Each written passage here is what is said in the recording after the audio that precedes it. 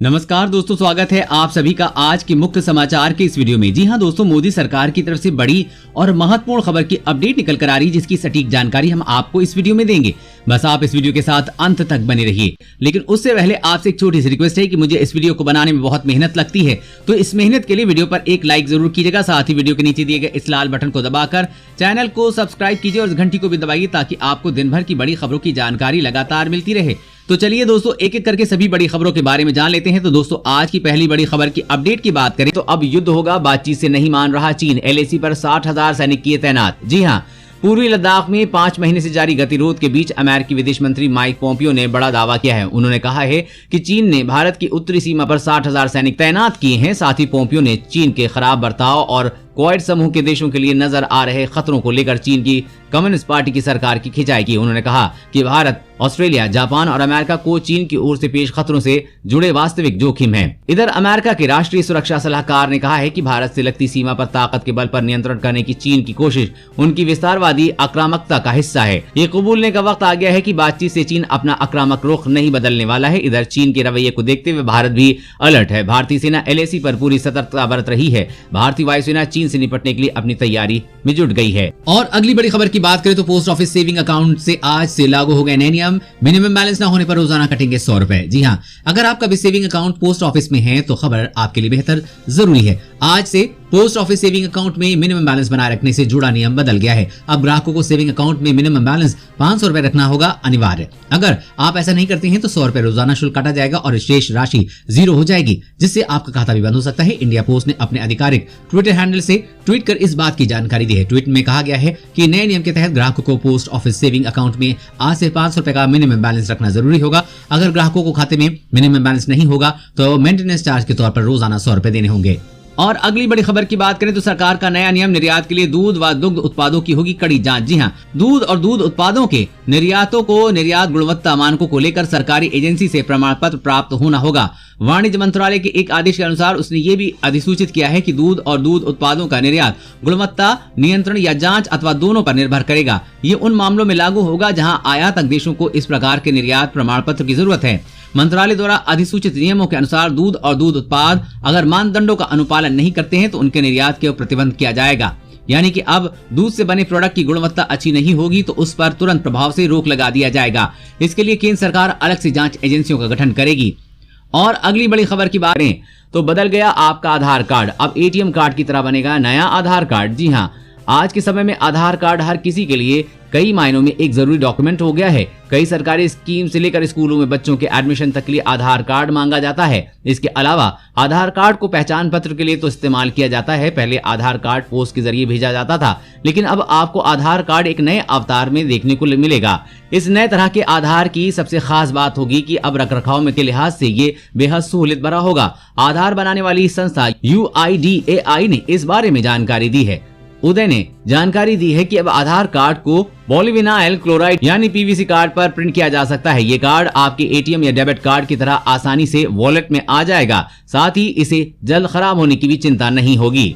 और अगली बड़ी खबर की बात करें तो चीन दुनिया के लिए सबसे बड़ा खतरा, रिपोर्ट में हुआ खुलासा। जी हां, आज के वर्तमान समय में चीन पूरी दुनिया को अपनी दादागिरी दिखा रहा है तथा दुनिया में लोकतंत्र के लिए सबसे बड़ा खतरा बनता जा रहा है। आने वाले समय में चीन धीरे धीरे अपनी विस्तारवादी सोच को और भी ज्यादा बढ़ा सकता है। अमेरिकी खुफिया एजेंसी की एक ताजा रिपोर्ट के मुताबिक द्वितीय विश्व युद्ध के बाद चीन लोकतंत्र और स्वतंत्रता के लिए सबसे बड़ा खतरा बनता जा रहा है। आने वाले समय में चीन आर्थिक, सैन्य और तकनीकी रूप में दुनिया पे हावी हो सकता है। खबर के मुताबिक चीन अपनी आर्थिक और सैन्य ताकत को अमेरिका के बराबर करना चाहता है। समाचार पत्र वॉल स्ट्रीट जर्नल में प्रकाशित एक लेख के मुताबिक चीन अमेरिकी रहस्यों को चोरी कर अपनी शक्ति बढ़ा रहा है, जो दुनिया के लिए बड़ी समस्या उत्पन्न कर सकता है। अमेरिकी खुफिया अधिकारी के इस खुलासे से दुनिया में हड़कंप मच गया है। इस खुलासे में कहा गया है कि चीन दुनिया पर आर्थिक, सैन्य और तकनीकी रूप से हावी होने का इरादा रखता है और वो इस योजना को लेकर लगातार आगे बढ़ रहा है। वैसे दोस्तों, दुनिया के सभी देशों को एक साथ मिलकर चीन के साथ क्या करना चाहिए, नीचे कमेंट करके जरूर बताइएगा।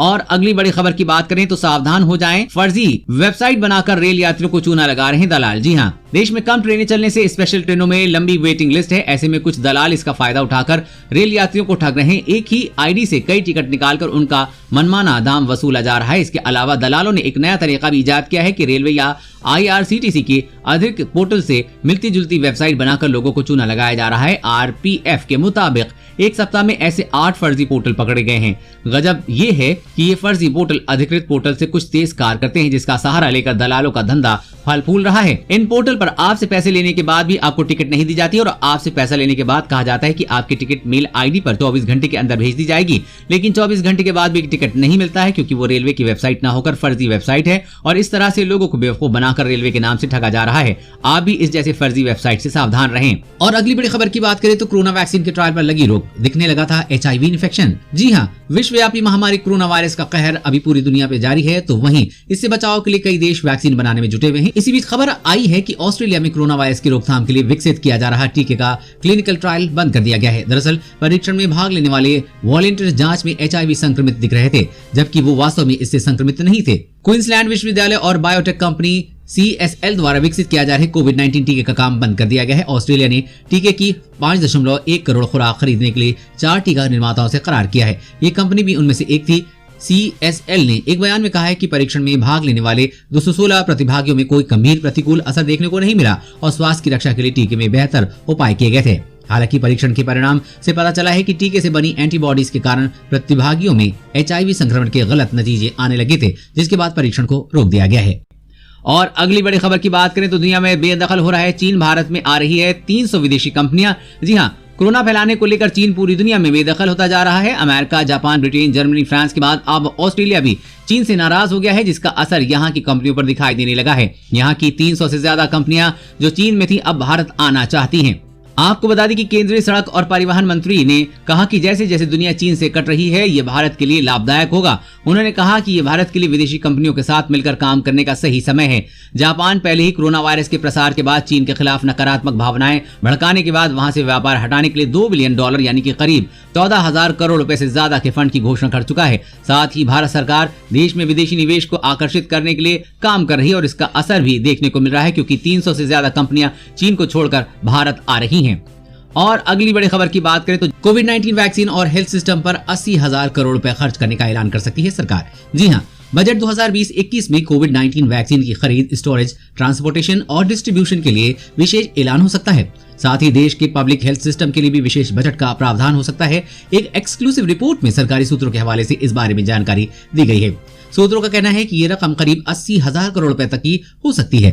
ये बजट केंद्र सरकार द्वारा खर्च किया जाएगा। इसके अलावा राज्य और प्राइवेट सेक्टर भी अपने स्तर पर खर्च करेंगे। भारत में प्रत्येक व्यक्ति को वैक्सीन उपलब्ध कराना दुनिया के सबसे बड़े वैक्सीन प्रोग्राम में से एक होने वाला है।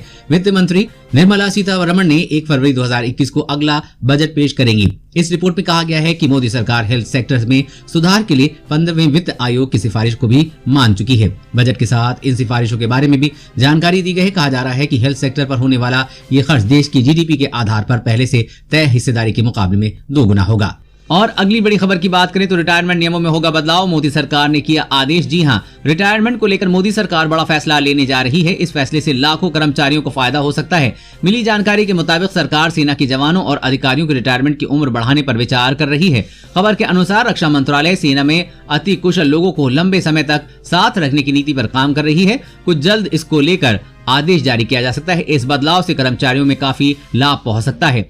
आपको बता दें कि भारतीय सेना, वायुसेना और नौसेना में समकक्ष अधिकारियों को रिटायरमेंट की मौजूदा उम्र 54 साल को बढ़ाकर 57 साल करने की योजना है। और अगली बड़ी खबर की बात करें एक बार फिर भिड़े चीन और भारतीय सैनिक। चीनी सोशल मीडिया पे वायरल हो रहा है वीडियो। जी हाँ, भारत और चीन के बीच सीमा विवाद खत्म होता नजर नहीं आ रहा है। हालांकि दोनों देशों के बीच कूटनीतिक बैठक के जरिए इसका समाधान निकालने के प्रयास हो रहे हैं। इसी बीच सोशल मीडिया पर इससे जुड़े दावे किए जाने का सिलसिला भी थमता नजर नहीं आ रहा है। चीन में इन दिनों एक वीडियो काफी शेयर किया जा रहा है जो भारतीय सेना और पीपल्स लिबरेशन आर्मी यानी कि PLA के बीच झड़प का बताया जा रहा है। ये वीडियो चीन की सोशल मीडिया वेबसाइट पर वायरल किया जा रहा है, जिसमें दावा किया जा रहा है कि ये वीडियो भारत और चीन की सेनाओं के बीच हुआ ताजा हिंसक झड़प का है। दावा तो ये भी किया जा रहा है कि 5000 मीटर से ज्यादा की ऊंचाई पर यह झड़प हुई है। हालांकि अभी तक इस दावे की पुष्टि किसी ने नहीं की है और साफ नहीं हो सका है कि वीडियो कब और कहां का है। वीडियो का गौर से देखा जाए तो पता लगता है कि ये सर्दियों से पहले का है, लेकिन चीनी सोशल मीडिया में इसे ताजा हिंसक झड़प का वीडियो बताकर शेयर किया जा रहा है।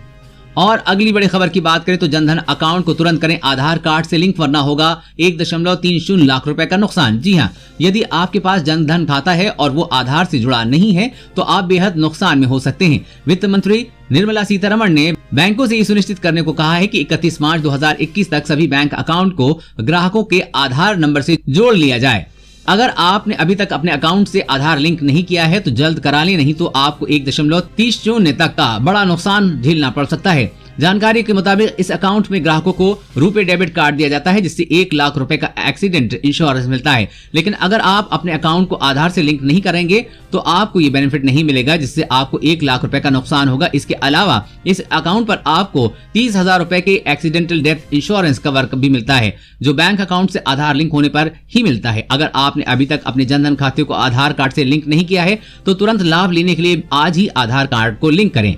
दोस्तों, आज की खबरों में बस इतना ही। इसी तरह हर रोज काम की खबरें जानने के लिए आप हमेशा हमारे साथ जुड़े रहें। हमारे साथ जुड़ने के लिए वीडियो के नीचे दिए गए इस लाल बटन को दबाइए और साथ ही इस घंटी को भी दबाइए, ताकि आपको हर खबर की सटीक जानकारी मिल सके। जय हिंद।